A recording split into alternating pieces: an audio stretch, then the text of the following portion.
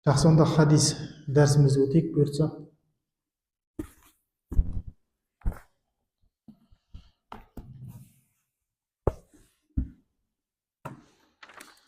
Хадис дәрісімізде біздер сахих муслимнің дәрісін өтіп жатырмыз.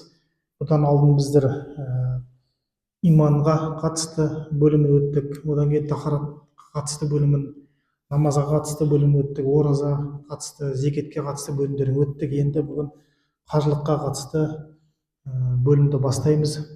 Одан ары қарай келесі бөлімдерді де өте беретін боламыз бұйыртса. Міне 3-ші томына келдік. Китабул хаджи, қажылық кітабы. Енді ихрамдағы адамға қандай нәрсе дұрыс болады және қандай нәрсе дұрыс болмайды деген тақырып қойған. Ан Абдуллах ибн Умар радиаллаху анху анна раджулан саала Расулуллах саллаллаху алейхи вассалам. Абдулла ибн Умар айтады, Аллахтан разы болсын, бір адам пайғамбарымыздан келіп сұрады дейді, саллаллаху алейхи вассалам, ма ялбасу ал-мухриму мин ат-тияб. Ихрамдағы адам қандай киім кие алады деп сұрақ қойды дейді пайғамбарымызға саллаллаху алейхи вассалам. Сол кезде Алла елшісі саллаллаху алейхи вассалам айтқан екен, ихрамдағы адам тігілген киім кие алмайды, сәлде кие алмайды, одан кейін шалбар кие алмайды деген, одан кейін капюшоны бар шапан, куртка деген сияқты ондайлар кие алмайды, және аяқ киім кие алмайды деп айтқан екен. Ал енді кімде-кім жаңағы сандалик дейді ғой, енді сондай нәрсені табылмаса, онда аяқ киімін тобықтан төмен қиып соны кисін дейді. Және бояумен, иісі бар бояумен боялған киімді кимесін деп пайғамбар саллаллаху алейхи вассалам тыйым салған. Осындай хадис. Міне бұл хадисте көріп тұрғанымыздай, ихрамдағы адамға бірнеше тыйымдардың бар екенін көреміз. Мысалы, имам Науауи, Алла одан разы болсын, рахимахулла, Алла өз мейіріміне алсын деп айтамыз, ихрамдағы адамға 7 нәрсені жасауға болмайды деп айтқан екен имам Науауи. Біріншісі, жаңағы тігілген киім киюге болмайды. Екіншісі, иіс су себілуге болмайды. Үшінші, шашын қиюға болмайды. Төртінші, тырнағын қысқартуға болмайды. Бесінші, шашына немесе сақалына май жағуға болмайды. Алтыншысы, әйелмен қосылуға болмайды. Жетіншісі, аң аулауға болмайды деген.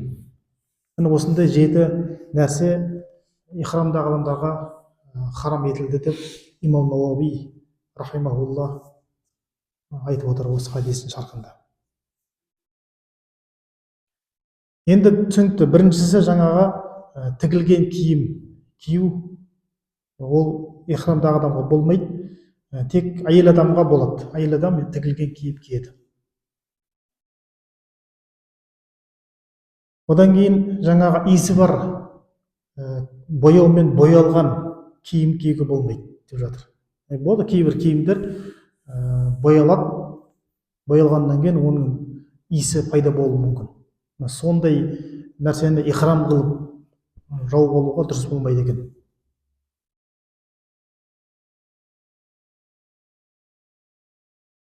Және аяғына аяқ киім кигенде де сол жаңа сандалик секілді ондай нәрсе, жеңіл аяқ киім кию керек. Ондай аяқ киімдер, тобықты жабатын аяқ киімдер киюге болмайды деп тұр.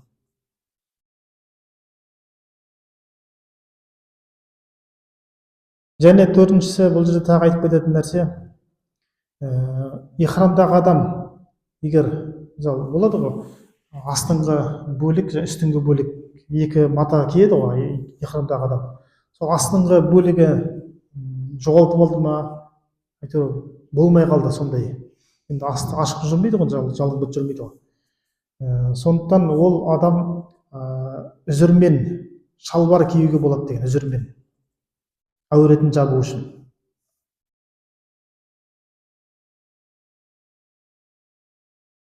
Оған келесі хадис дәлел болады дейді. Осы неге оған ибн Аббас радиаллаху анху қала самиғту расулаллах саллаллаху алейхи ва саллям яқул, пайғамбар саллаллаху алейхи ва саллям айтқан естідім дейді. Абдулла ибн Аббас адамдарға хұтпа айтып тұрып былай деп айтқан: әс-саравил лиман лам яджид ал-изар, изар таппаған адамға шалбар киюге рұқсат деп айтқан. Ал сандалик секілді сондай жеңіл аяқ киім таппаған адамға жаңағы аяқ киім киюге рұқсат деп айтқан, егер тобықтан төмен қылып ашып қойса. Осы хадис осы жаңағы нәрселерге дәлел болады деп келтірген. Одан кейін келесі тақырып қажылықта және умра кезіндегі миқаттар дейді. Ан Абдулла ибн Аббас радиаллаху анху аннаху қал, Абдулла ибн Аббас айтады, Аллахтан разы болсын: уаққата Расулуллах саллаллаху алейхи ва саллям ли ахли мәдинати зул хулейфа, пайғамбарымыз саллаллаху алейхи ва саллям мединалықтарға зул хулейфаны миқат қылды дейді. Шамдықтарға Джухфа деген жерді миқат қылды. Надждіктерге Қарнул Маназил деген жерді миқат қылды. Йемандықтарға Еламлам деген жерді миқат қылды деп айтады. Енді кімде-кім осы Меккеге келе жатқан кезде осы жерлерден өтетін болса, онда сол жерлерден ихрамға кіруі міндет дейді. Ал енді осы жерлердің ішіндегі адамдарға онда үйінен ихрамға кіруі міндет болады дейді. Міне пайғамбарымыз саллаллаху алейхи ва саллям бір хадисте 4 миқатты айтып өтті. Миқат деген яғни ихрамға кірерден алдын сол өзінің арнайы орындары бар. Сол орындарға келіп ихрамға кіру керек. Сол орыннан ихрамсыз өтіп кетуге болмайды. Көрдіңіз бе? Сол жаңағы орындардан ихрамсыз өтіп кету дұрыс болмайды. Сол үшін де мысалы мына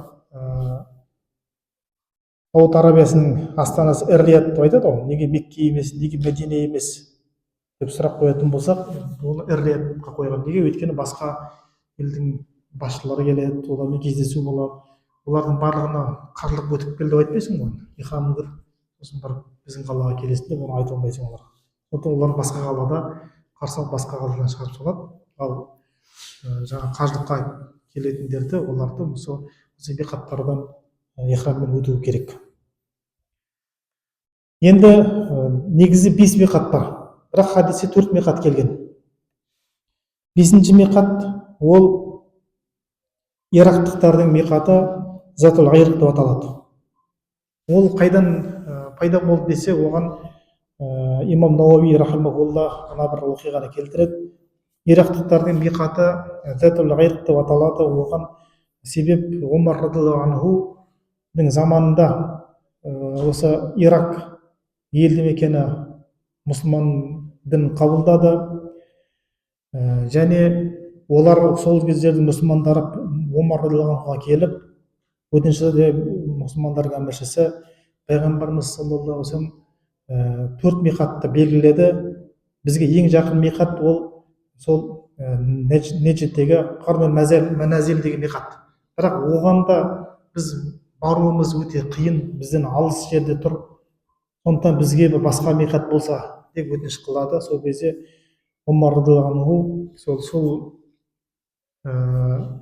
соның тұсында тұрған бір қаланы іздеңдер, қараңдар деп осы сол Затул Айрық деген жердегі тағайындап соны миқат қылған. Бұл имам Бұхаридің де риуаятында келген.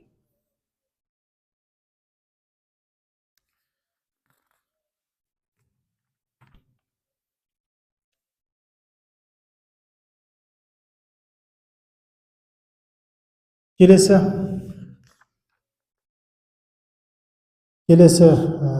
тақырып бұл тәлбие. Яғни миқатқа кіріп, миқаттан соң ихрамға кірген кезде адам тәлбие айту керек, тәлбие. Соны сол туралы Ан Абдулла ибн Умар радиаллаху анху أن تلبية رسول الله صلى الله عليه وسلم Абдулла ибн Омар, Аллаху разы болсын, пайғамбарымыздың саллаллаху алейхи вассалам тәлбиесі лаббайк Аллахумма лаббайк лаббайк ла шарика лак иннал хамда wan ni'мата лак вал мульк ла шарика лак. Осы тәлбияны айтатын болған пайғамбар саллаллаху алейхи вассалам лаббайк Аллахумма лаббайк лаббайк ла шарика лак лаббайк иннал хамда wan ni'мата лак вал мульк ла шарика лак. Бір мағынасы алдыңдамын, Раббым, алдыңдамын, сенің ешқандай серігің жоқ, тағы да алдыңдамын, расында мақтау және нығметтер сенікі, саған лайық, және патшалық ешқандай серігі жоқ, патшалық тек қана саған лайық деген мағына. Енді одан кейін келесі бір хадисте мына бір оқиғаны келтіреді. Абдулла ибн Аббас айтады, Аллаху разы болсын, мүшриктер Аллаға серік қосатын мүшриктер де осы лаббайкты тәлбияны айтатын болған. Бірақ олар тәлбияға сөз қосатын болған.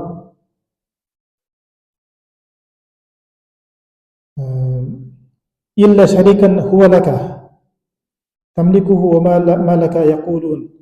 Енді маған айтты ғой, лаббайк Аллахумма лаббайк ла шарика лак деді ғой, сенің серігің жоқ деген кезде тек бір серігің бар, ол да сенің иелігіндегі серігің деп бір сөзді сондай қосқан өздері.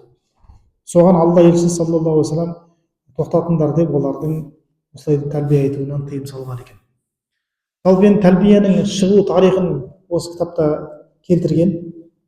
Шығу тарихында Ибрахим пайғамбарымыз Ибрахим алейхиссалам Қағбаны тұрғызғаннан кейін Аллах тағала Ибрахим пайғамбарға бұйрық береді, адамдарды қажылыққа шақыр деп бұйрық береді. Сол кезде Ибрахим пайғамбар айтады, мен әлсіз адаммын, менің даусым оларға, адамдарға жетпейді ғой деген кезде Аллах тағала оларға Ибрахим пайғамбарға айтады, сен ең бастысы адамдарды шақыра бер, ал оларға жеткізу ол менің міндетім деп айтқан екен. Сосын Ибрахим пайғамбар Абу Құбайс деген таудың үстіне шығып, адам бар даусымен, я юханнас, ей адамдар, инна раббакум бана лаху байтан, расында сендер Раббыларың өзіне үй тұрғызды, амаракум ан тахуджу илайхи, және сендерге сол үйге қажылық жасауды бұйырды дейді. Фатиу амра раббикум, және Раббыларыңның бұйрығына бойсыңдар деп дауыстайды бар даусымен. Сол кезде Аллах тағала қалаған адамдарды Алла естіртті дейді осы дауысты адамдарға. Сол дауысты естіген кезде Алла қалаған адамдар естіліп тұр ғой. Сол Алла қалаған адамдар осы дауысты естіген кезде олар осы тәлбияны айтып бастаған екен. Сол тәлбияға Ибрахим пайғамбардың шақыруына жауап ретінде алдыңдамын деп, сенің бойсұнған халде келудемін, сенің серігің жоқ деп олар сондай бойсұнған халде келді дейді. Міне осы тәлбияны пайғамбарымыз саллаллаху алейхи вассалам айтты. Және осы кезде мүшриктер осы тәлбияны өзгерткісі келіп сөз қосты, және осы сөзден оларды мүшриктерді тыйды. Енді сол тәлбия сол қажылықтың бір жалауы секілді болып қалды, белгісі болып қалды. Соны бейне бір сол мұсылмандар осы тәлбияны айтқан кезде Ибрахим пайғамбарға жауап бергендей болады дейді. Осы хадистің шархында осылай түсіндіріп жатыр. Енді тәлбияның үкіміне келетін болсақ, имам Абу Ханифаның мазхабында тәлбияны айту шарт дейді. Ихрам дұрыс болу үшін тәлбие айтылу керек міндетті түрде. Имам Шафиғидің пікірінде тәлбияны айту бекітілген сүннет деп айтқан, тек қана шарт емес деген. Енді тәлбияның сүннеті ол дауыстап айту дейді. Өйткені пайғамбар саллаллаху алейхи вассалам айтады, маған Жебірейіл періште келді және маған бұйырды сахабаларыма айтуымды, дауыстарыңды тәлбие айтқан кезде көтеріп айтыңдар. Өйткені бұл қажылықтың бір нышаны, бір белгісі деген секілді айтқан екен осы хадисте.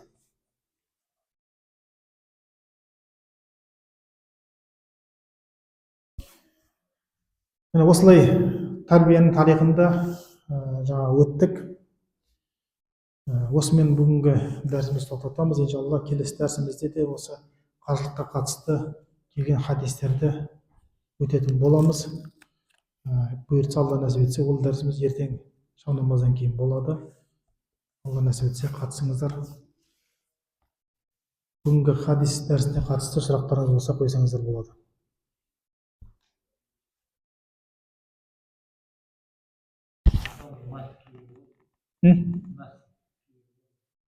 Мәсі? Ихрамда мәсі киюге дейсіз ба? Оны білмейді екен. Болмайды негізі. Мәсі болмайды ғой, мәсі болмайды. Жаңа айтты ғой, аяқ киім, тобық жабатын нәрселер болмайды деді ғой.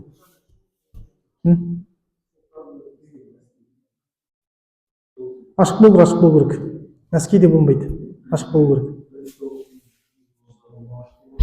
керек. Ашық болу керек. Тобықтан үстінде не бар ғой, аяқтың жоғарғы бөлігі. Сол да ашық болу керек. Біздің қарапайым басқан.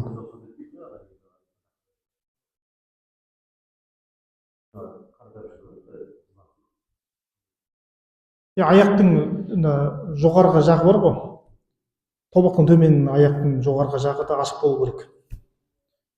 Біздің Абу Ханифа мазхабында міндетті уәжіп болып табылады.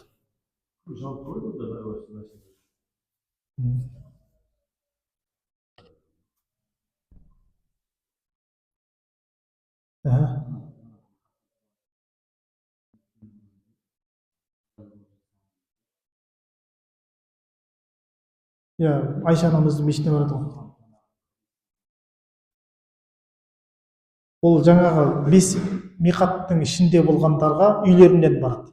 Меккенің адамдары сол умра жасау үшін Айша анамыздың мешітіне барады. Үлкен қажылыққа үйден баруға болады.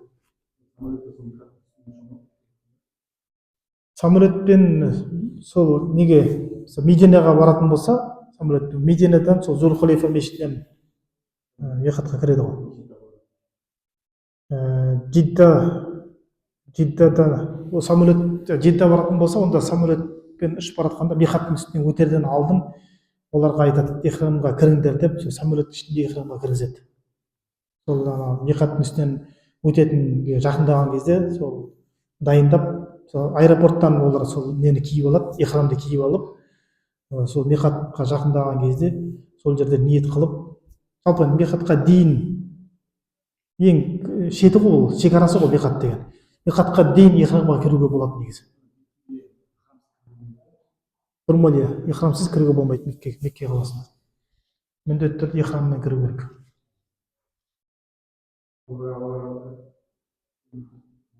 Сол тіпті таксовать етсең де, Медина мен Меккенің арасында таксовать етсең де, сол ихрамға кіру керексің, міндетті түрде. Сондай. Жақсы, онда дұға жасайық. Бисмиллахир-рахманир-рахим. Аллахумма салли ва саллим ва барик аля саййидина Мухаммад.